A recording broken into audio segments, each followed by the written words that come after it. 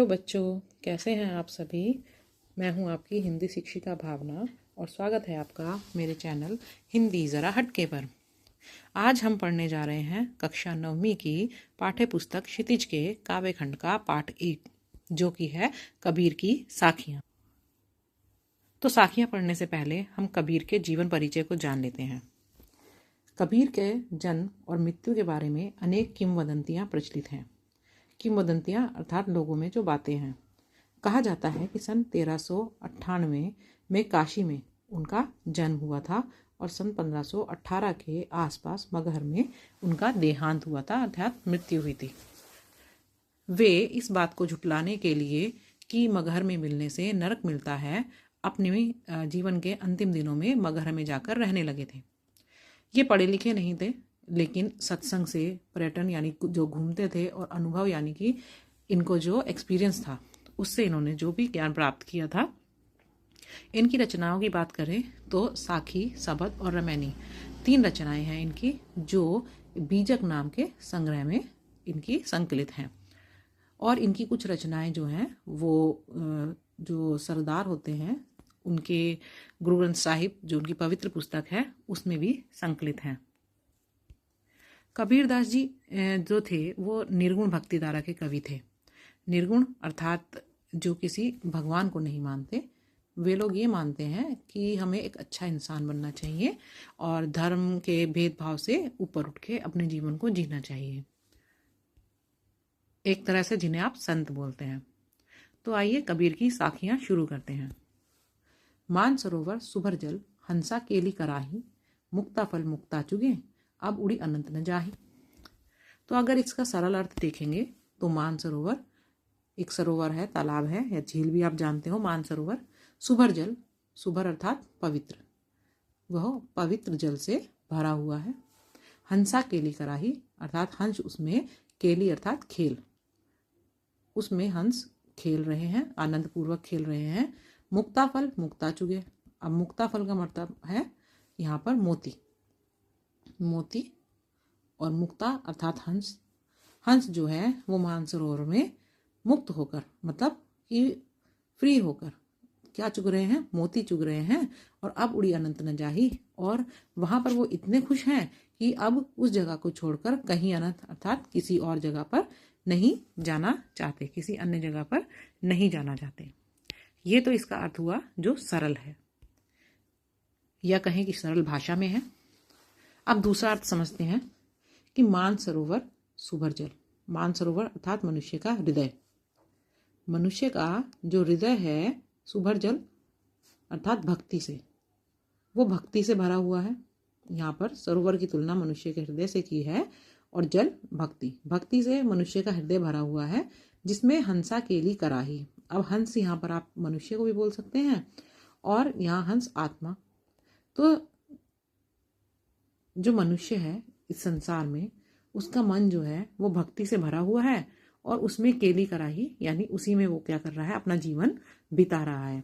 मुक्ता फल मुक्ता चुगे, तो भक्ति से भरे हुए हृदय में वो क्या कर रहा है, सुख को प्राप्त कर रहा है। भगवान को याद करके, भगवान का भजन करके वो सुख को प्राप्त कर रहा है। अब उड़ी अनंत न जाही, और अब अपने प्रभु को, अपने भगवान को छोड़कर वह अन्य कहीं नहीं जाना चाहता।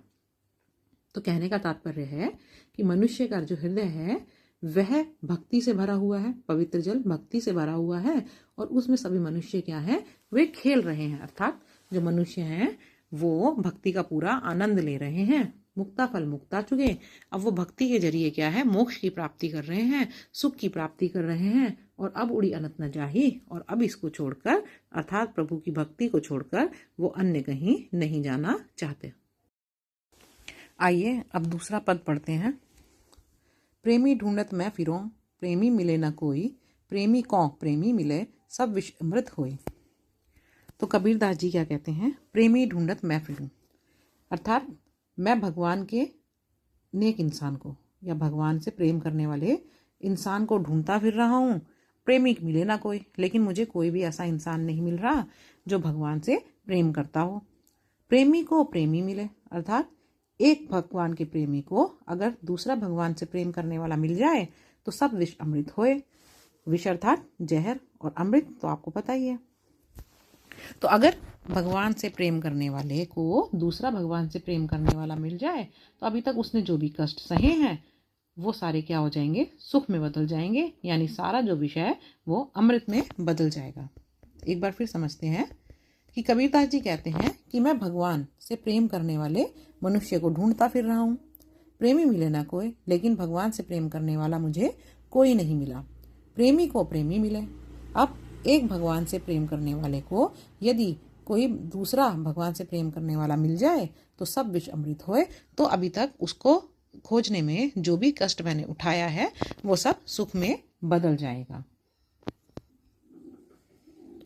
हस्ती चढ़िए ज्ञान की सहज दुलीचा डारी, स्वान रूप संसार है भूकन दे झक मारी। तो यहाँ पे कबीरदास जी क्या कहते हैं कि कुछ लोग होते हैं जो पहले माना जाता था कि जिनके पास हाथी है या घोड़ा है उसकी सवारी करते हैं तो वो लोग बड़े राजसी माने जाते हैं, बहुत अमीर माने जाते हैं। तो कबीरदास जी कहते हैं अगर सवारी करनी ही है, सवारी अगर आपको करनी ही है तो ज्ञान रूपी हाथी की करो।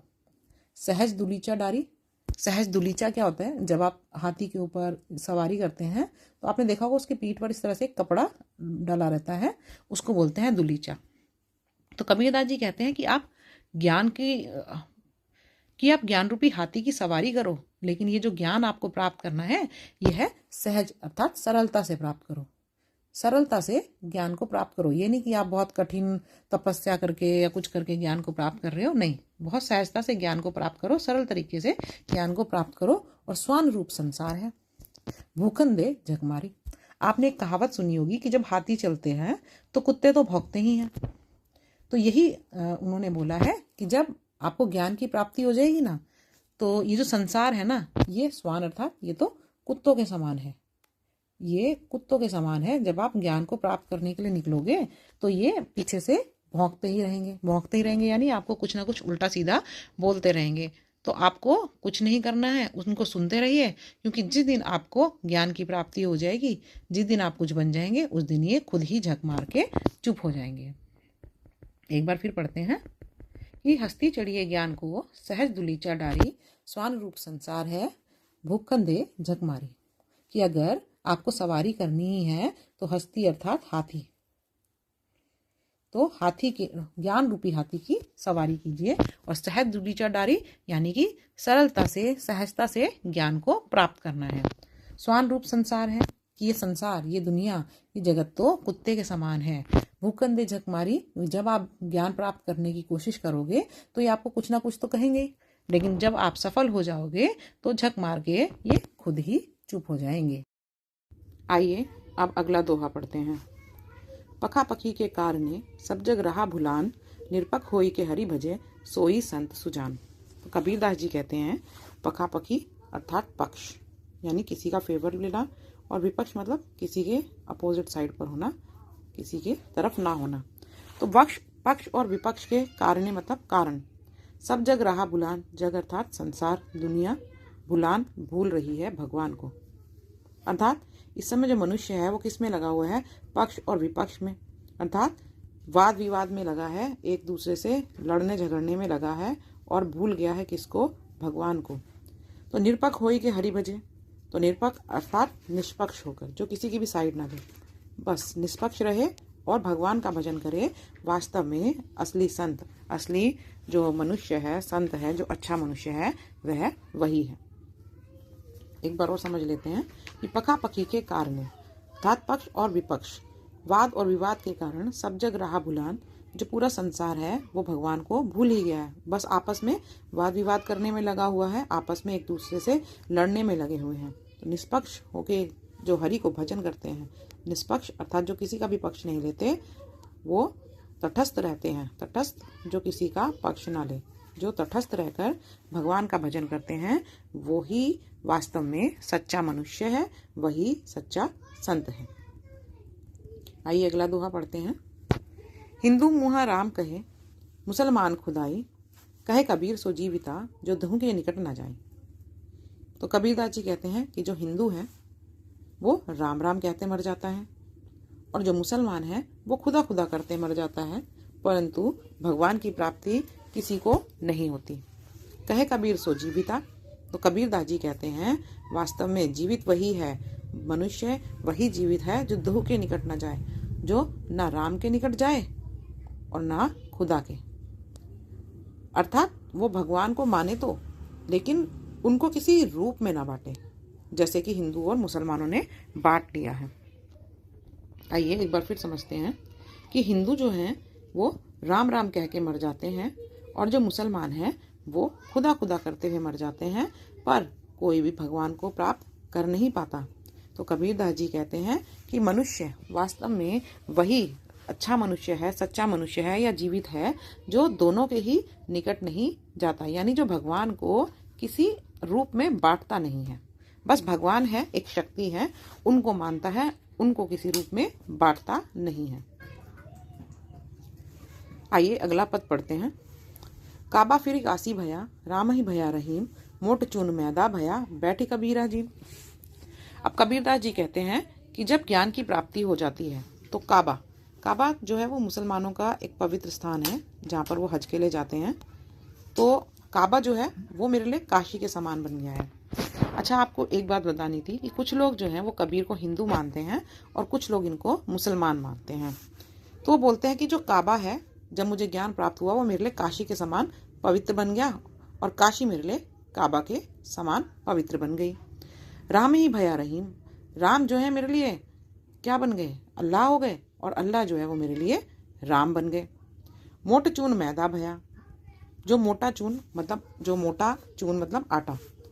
अब यहाँ पे इन्होंने मोटा चून किसको कहा है? जो धर्म के जो भेदभाव थे, मतलब मैं जो दूसरे धर्म को जो है वो नीचा समझता था, या फिर मैं उसको सही से समझ नहीं पाता था, अब वो मेरे लिए क्या बन गए हैं? मैदा बन गए हैं।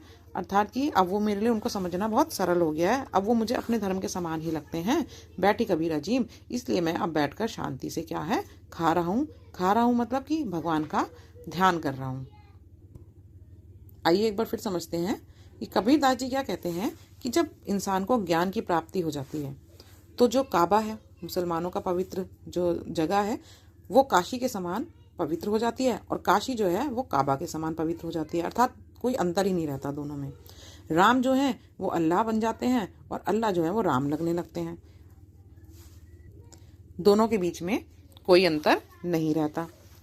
जैसे जो मोटा चून है, यानी जो दूसरे धर्म की बातें थी जो मुझे समझ नहीं आती थी, कैसी लगती थी? मोट चून अर्थात बेकार लगती थी, वो अब मेरे लिए मैदा के समान बन गई है। मैदा अर्थात जो अच्छा लगता है, उसके समान बन गई है, और इसीलिए मैं अब बैठकर आराम से जीव रहा हूँ, अर्थात खा रहा हूँ। और खाने का अर्थ आता है कि भगवान को मैं भज रहा हूँ, भगवान के ध्यान में लगा हुआ हूँ। आइए अगला पद पढ़ते हैं। ऊंचे कुल का जन्मिया जे करनी ऊंच न होए, सुब्रन कलश सुरा भरा, साधु निंदा सोए। तो कबीरदास जी क्या कहते हैं?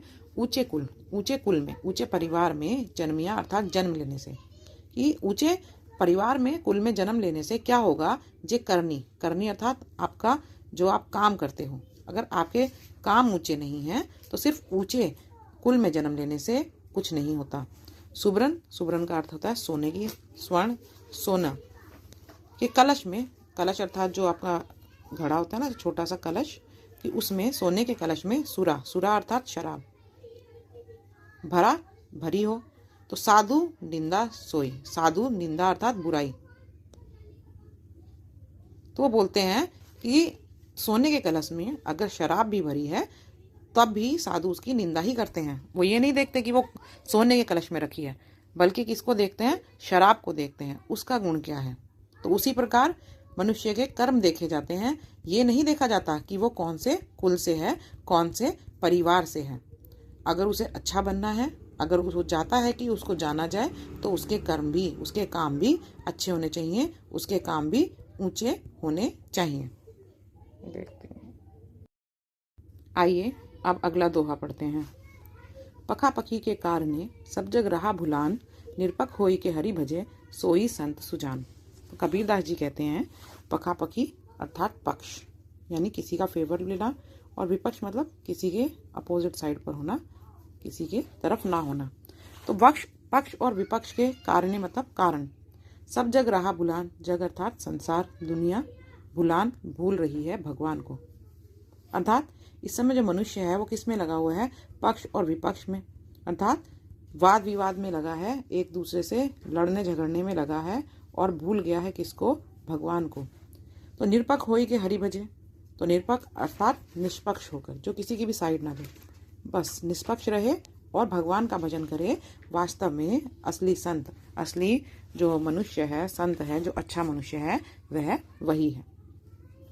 एक बार और समझ लेते हैं कि पकापकी के कारण, अर्थात पक्ष और विपक्ष, वाद और विवाद के कारण सब जग रहा भुलान, जो पूरा संसार है वो भगवान को भूल ही गया है, बस आपस में वाद विवाद करने में लगा हुआ है, आपस में एक दूसरे से लड़ने में लगे हुए हैं। तो निष्पक्ष होके जो हरि को भजन करते हैं, निष्पक्ष अर्थात जो किसी का भी पक्ष नहीं लेते, वो तटस्थ रहते हैं। तटस्थ जो किसी का पक्ष ना ले, जो तटस्थ रहकर भगवान का भजन करते हैं, वो ही वास्तव में सच्चा मनुष्य है, वही सच्चा संत है।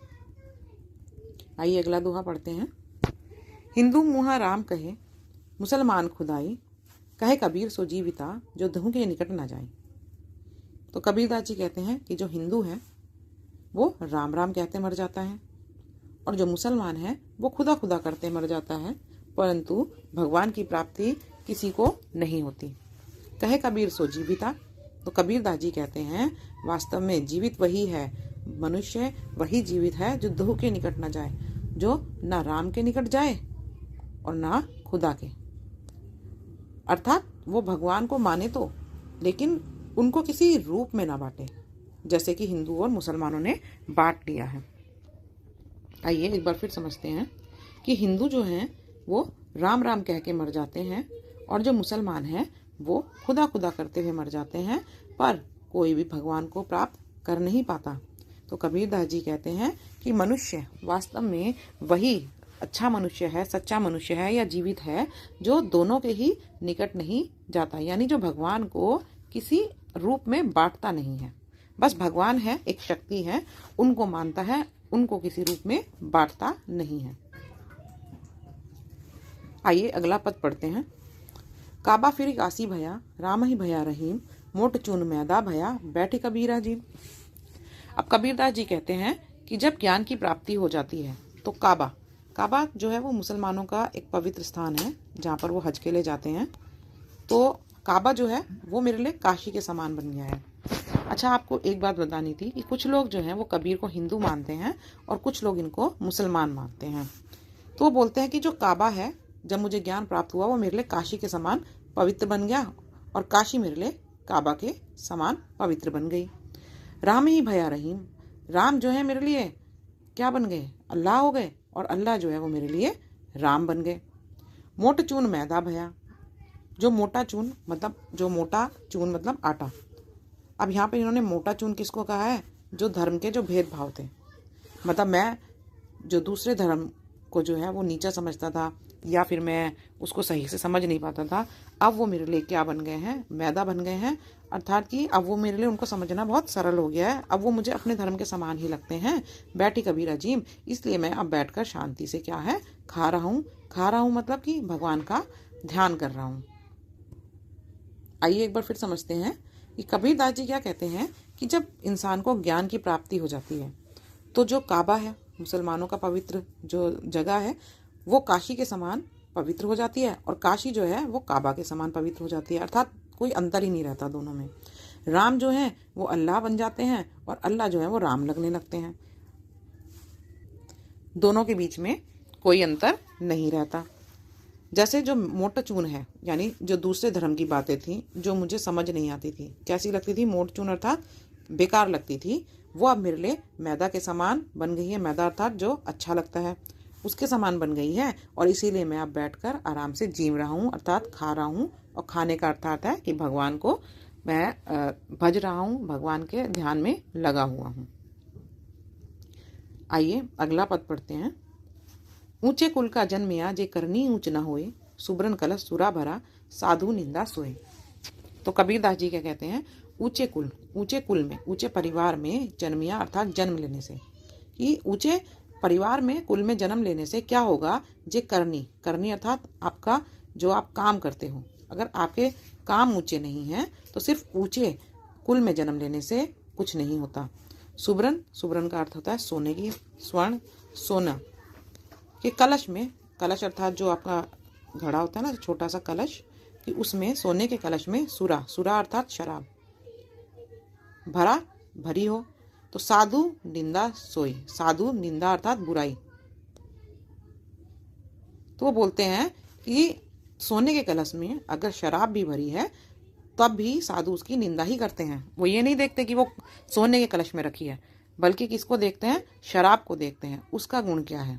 तो उसी प्रकार मनुष्य के कर्म देखे जाते हैं, ये नहीं देखा जाता कि वो कौन से कुल से है, कौन से परिवार से है। अगर उसे अच्छा बनना है, अगर वो चाहता है कि उसको जाना जाए, तो उसके कर्म भी, उसके काम भी अच्छे होने चाहिए, उसके काम भी ऊंचे होने चाहिए। देखते हैं। तो बच्चों, अभी तक तो हमने कबीरदास जी की साखियाँ पढ़ी थी और हम पढ़ने जा रहे हैं उनके सबद। मैंने आपको पहले ही बताया था, साखी, सबद और रमैनी, ये इनकी 3 रचनाएं हैं। तो हम साखियाँ पढ़ चुके हैं। अब जो हम अगले पद पढ़ रहे हैं वो है इनके सबद। आइए शुरू करते हैं। मुँह को कहाँ ढूंढे बंदे, मैं तो तेरे पास हूँ। मैं देवल, ना मैं मस्जिद, ना काबा कैलाश में। अब यहाँ पर क्या है? यहाँ पर जो है भगवान वो मनुष्य से कह रहे हैं। मनुष्य को क्या कह रहे हैं? मुँह को अर्थात मुझे। भगवान कहते हैं कि मुझे कहाँ ढूंढे बंदे अर्थात इंसान। हे मनुष्य, मनुष्य इंसान, तू मुझे कहाँ ढूंढ रहा है? मैं तो तेरे पास में, मैं तो तुम्हारे पास ही हूँ। मैं ना देवल, देवल अर्थात मंदिर, ना तो मैं मंदिर में हूँ, ना मैं मस्जिद, ना ही मैं मस्जिद में हूँ, ना काबे, काबा अर्थात मैंने आपको बताया था जो मुसलमान होते हैं उनका जो पवित्र स्थान है जहाँ वो हज करने जाते हैं, और ना मैं कैलाश में। कैलाश आपको पता है कि हिंदुओं का पवित्र स्थान है जो कैलाश पर्वत है। तो कबीरदास जी कहते हैं मुझे कहाँ ढूंढ रहे हो? ना तो मैं किसी मंदिर में हूँ, ना किसी मस्जिद में हूँ, ना ही तो मैं काबा में हूँ और ना ही मैं कैलाश में हूँ। ना तो कौन है क्रियाकर्म में, नहीं योग बैराग में। अब क्रियाकर्म क्या होता है कि हर धर्म के अपने अपने कुछ मान्यताएं होती हैं। जैसे हमारे यहाँ क्या है कि हमारे यहाँ सुबह पूजा करना, हवन करना, यज्ञ करना। और मुस्लिम धर्म में क्या है कि वो लोग अजान देते हैं, नमाज पढ़ते हैं। तो ये क्या हो गए? ये क्रियाकर्म हो गए। क्रिया मतलब कर्म कांड हो गए कि ये सब काम करने से मैं तुम्हें नहीं मिलूंगा। व्रत रख रहे हैं, पूजा पाठ कर रहे हैं, इनसे मैं तुम्हें नहीं मिलूंगा। और ना ही मैं किसी योग में और ना ही बैराग में हूँ। योग मतलब जो योग ले लेते हैं ना, जोग जो आपने सुना होगा, जोग ले लेना, यानी किसी सारी, जोग का मतलब होता है कि सारी सुख सुविधाओं को छोड़ देना। ऐसे ही बैराग, बैराग का मतलब आपका होता है बैरागी बन जाना, घर परिवार सब छोड़ देना। तो मैं इन चीजों में नहीं हूँ कि आप पूजा पाठ करो या नमाज पढ़ो या योग ले लो या बैरागी बन जाओ। मैं इनसे तुम्हें नहीं मिलने वाला। खोजी होए तो तुरंत ही मिलो। अगर खोजोगे, खोजी होए, जब तुम खोजोगे, ढूंढोगे तो तुरंत है अर्थात तुरंत ही मिल जाऊंगा। मिल है अर्थात मिल जाऊंगा पल भर की तलाश में, तलाश अर्थात तलाश में। कि अगर तुम मुझे सच्चे दिल से ढूंढोगे ना तो पल भर की तलाश में, या अर्थात पल भर ही खोजोगे और मैं तुम्हें मिल जाऊंगा। कहे कबीर सुनो भाई साधु। तो कबीरदास जी क्या कह रहे हैं कि जो भगवान है वो बोलते हैं कि सुनो हे साधुओं, सुनो सब श्वासों की श्वास में, श्वास अर्थात सांस, कि मैं तो तुम्हारी हर एक सांस में हूं। तुम मुझे कहाँ ढूंढ रहे हो? मुझे किसी मस्जिद में मत ढूंढो, मुझे किसी मंदिर में मत ढूंढो। मैं काबा में भी नहीं मिलूंगा, मैं कैलाश में भी नहीं मिलूंगा। मैं किसी क्रियाकर्म, किसी कर्मकांड में नहीं हूं। ना ही मैं तुम्हें योग से मिलूंगा, ना ही मैं तुम्हें बैरागी बनने से मैं तुम्हें मिलूंगा। अगर तुम सच्चे मन से मुझे ढूंढोगे तो मैं तुरंत ही तुम्हें मिल जाऊंगा। पल भर की ही तुम्हें तलाश करनी पड़ेगी, पल भर ही मुझे खोजना होगा और मैं तुम्हें तुरंत ही मिल जाऊंगा।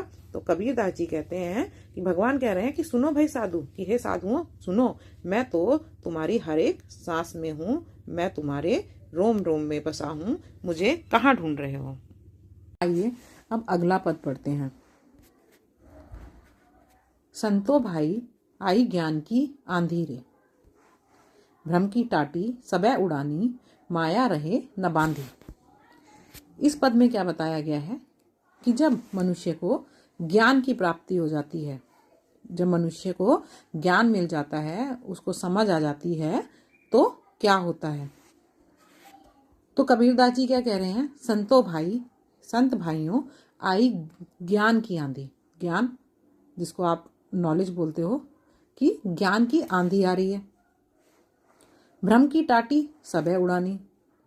तो भ्रम का क्या मतलब होता है, भ्रम का मतलब होता है जब आप इल्यूजन, जिसको आप इंग्लिश में बोलते हो, उसको बोलते हैं भ्रम। तो भ्रम की टाटी सबे उड़ानी। टाटी का मतलब होता है जो आपका पर्दे पड़े रहते हैं, उनको बोलते हैं टाटी। तो जो भ्रम की टाटी थी, यानी भ्रम रूपी पर्दे थे, वो सब उड़ानी यानी उड़ गए। माया रहे न बांधी। माया वैसे धन दौलत को बोलते हैं, तो माया भी उसको बांध के नहीं रख पाई। यानी जो भ्रम के जो पर्दे थे वो सब उड़ गए, ज्ञान की आंधी आई तो, और धन माया भी उसको बांध के नहीं रख पाई। यहाँ माया की तुलना की गई है रस्सी से, अर्थात माया रूपी जो धन रूपी जो रस्सी है वो भी उन पर्दों को बांध कर नहीं रख पाई। हित चित की दह थूनी गिरानी। हित चित, हित मतलब स्वार्थ की, और चित मतलब मन। तो स्वार्थी मन जो है उसकी दो थूनी अर्थात खंबे। तो उन्होंने क्या बताया, जैसे आपने ये घर बनाया है, यहाँ पे जो ये दो खंबे हैं, इसके ऊपर ये आपका जो घर बना हुआ है, तो ये जो खंबे हैं किसके, स्वार्थ रूपी, स्वार्थ जो हमारा मन है उसके जो खंबे हैं, ज्ञान की आंधी आई तो ये गिर गए। मोह बलिंडा टूटा। और मोह रूपी बल्लियां जो हैं टूट गई। मोह बल्लियां आपने देखा होगा जो छत के ऊपर इस तरह से आपके लगी होती हैं, वो कहलाती हैं बल्लियां। तो मोह रूपी बल्लियां जो हैं वो टूट गई ज्ञान की आंधी आने से। तृष्णा छानी ऊपरी परी घर ऊपरी, कुबिधि का भांडा फूटा। अब तृष्णा का क्या मतलब होता है, तृष्णा का मतलब होता है चाह, जब आप किसी चीज की चाह रखते हो। और छानी का मतलब होता है छप्पर अर्थात छत। तो तृष्णा रूपी जो छत थी इस झोपड़ी के ऊपर, वो क्या हो गई, वो गिर गई। तृष्णा रूपी जो छत थी इस झोपड़ी के ऊपर वो गिर गई ज्ञान की आंधी आने से। और कुबुद्धि का भांडा फूटा। कुबुद्धि का मतलब क्या होता है, कुबुद्धि का मतलब होता है बुरी बुद्धि, मतलब जो बुरे विचार हैं मन में, जो बुरे विचार हैं, जो बुरी बुद्धि है, उसका भांडा, भांडा अर्थात बर्तन। तो कुबुद्धि का भांडा फूटा। कुबुद्धि अर्थात बुरे जो विचार हैं, जो बुरे विचार हैं उनका भांडा अर्थात बर्तन। तो जो बुरे विचार, यहाँ पर उनकी तुलना क्या की गई है, झोपड़ी में रखे हुए बर्तनों से। तो जब आंधी आई और आपके जो घर था उसकी जब छत गिरी, तो नीचे रखे हुए जो बर्तन थे, कुबुद्धि रूपी बर्तन थे, वो सब टूट गए। अब क्या हुआ कि ये जो आपका शरीर था जिसमें आपको ज्ञान नहीं था, मोह माया से बंधा हुआ था, वो शरीर जो है, वो झोपड़ी रूपी शरीर तो आपका नष्ट हो गया ज्ञान की आंधी आने से। तो अब क्या हुआ, जोग जुगति करी संतो बांधी। यानी योग से साधना से अब संतों ने एक नया शरीर प्राप्त किया है, एक नई झोपड़ी बनाई है। निर्चु चुए ना पानी, जिसमें से कभी भी पानी नहीं चुएगा, गिरेगा। अच्छा, कहने का तात्पर्य यह है कि अब जो नया शरीर, ठीक है ना, अब जो नया शरीर हमने ज्ञान से प्राप्त किया है उसमें कोई भी बुरी चीज अब नहीं घुस सकेगी, कोई बुरे विचार मोह माया सब नहीं घुस सकेगा। कूड़ कपट काया का निक्स्या। कूड़ कपट का अर्थात कूड़ा, कूड़ा अर्थात जो भी हमारे काया अर्थात शरीर के अंदर जो भी बुरी चीजें थी, निक्स्या मतलब वह निकल गई। ज्ञान प्राप्त हुआ तो हमारे शरीर में जो भी बुराई थी वो सब क्या हो गई, निकल गई। हरि की गति जब जानी, जब भगवान के रहस्य को जान लिया।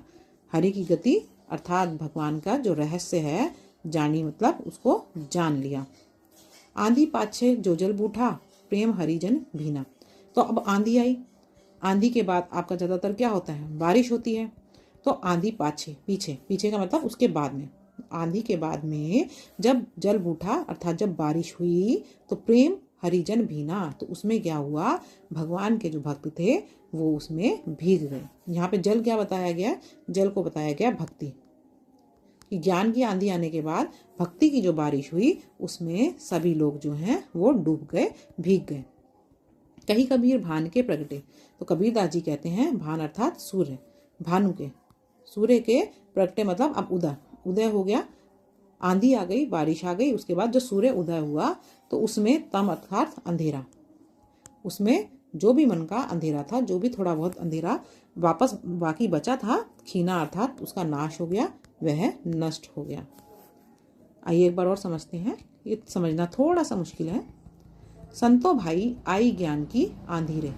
तो कबीरदास जी क्या कह रहे हैं कि हे संतो भाइयों, हे संत भाइयों, ज्ञान की आंधी आ गई है। अब आंधी आने से क्या हुआ? भ्रम रूपी सारे पर्दे उड़ गए हैं, माया रही न बांधी, और माया रूपी रस्सी यानी धन रूपी रस्सी भी उसको बांधकर नहीं रख पाई।